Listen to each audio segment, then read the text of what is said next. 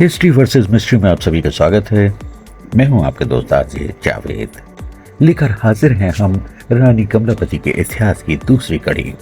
हमारा सोर्स है Bhopal history forum की किताब भोपाल रियासत का इतिहास 1722 से लेकर 1949 तक। इससे पहले कि हम इतिहास में आगे बढ़ें, अभी तक अगर आपने हमारे चैनल को लाइक और सब्सक्राइब नहीं किया है तो जरूर कीजिए, ताकि इतिहास की हर खबर आप तक सबसे पहले पहुंचे।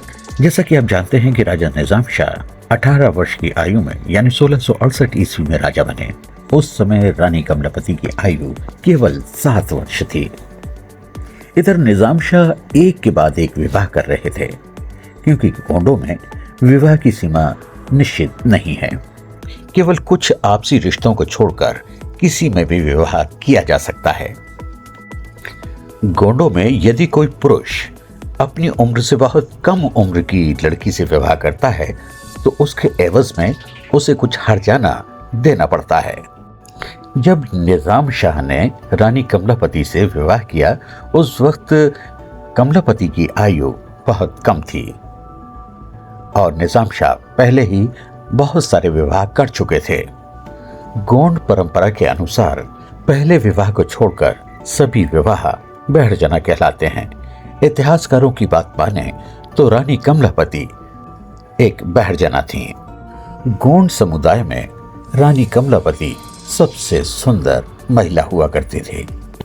इस कारण उनको परियों की संज्ञा या रानी तो थी कमलापति, बाकी सब गधैया जैसी कहावतें मशहूर हुई।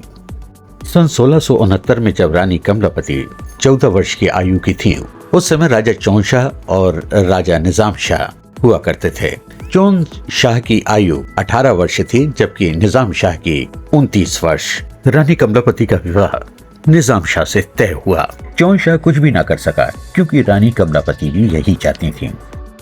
नहीं तो वो गोंड परंपरा के अनुसार चौन शाह के साथ में भागकर शादी भी कर सकती थी। ये गोंड समाज का एक रिवाज, यह परंपरा है जो आज भी कई जगह देखी जा सकती है। इसी को गोंड विवाह कहा जाता है। इतिहासकार बताते हैं कि रानी कमलापति का जन्म 1655 ईस्वी में हुआ और गिन्नौर के राजा निजाम शाह का जन्म करीबन 1640 ईस्वी को। इस प्रकार निजाम शाह रानी कमलापति से करीब 15 साल बड़े थे।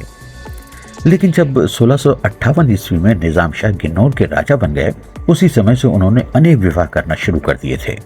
गोंडों की प्रथा के अनुसार पहला विवाह होता है और वो भी मलिका या रानी होती है। अन्य विवाह दर्जना होते हैं। यह निजाम शाह की पहले से 6 पत्नियां थी या रानियां थी। ये सब रानियां महल में रहती थीं। निजाम शाह इस नई रानी पर ज्यादा मोहित थे, क्योंकि ये सबसे ज्यादा छोटी और सबसे ज्यादा सुंदर थी। लेकिन इतिहास में केवल रानी कमलापति का ही नाम जीवित रह गया।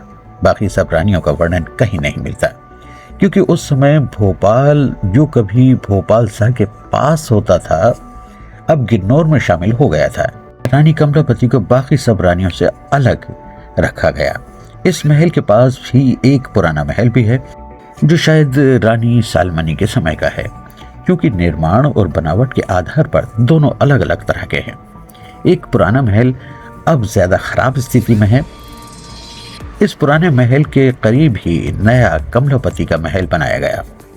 ये पुराना महल बहुत नीचे तक है, क्योंकि उस समय तक वहां पानी नहीं था। रानी कमलापति ने यहाँ अपनी एक तहसील भी बनाई थी, जिसके साथ ही एक पायगा यानी जानवरों को रखने के लिए भी जगह बनाई। इस बीच बेटा नवल शाह तब तक जवान हो गया और ऐसा माना जाता है कि नवल शाह किसी और रानी की संतान था।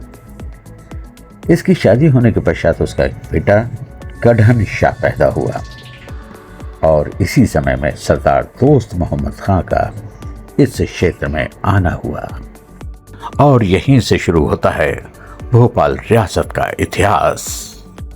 अगली कड़ी जानने के लिए लाइक और सब्सक्राइब करें और शेयर करें।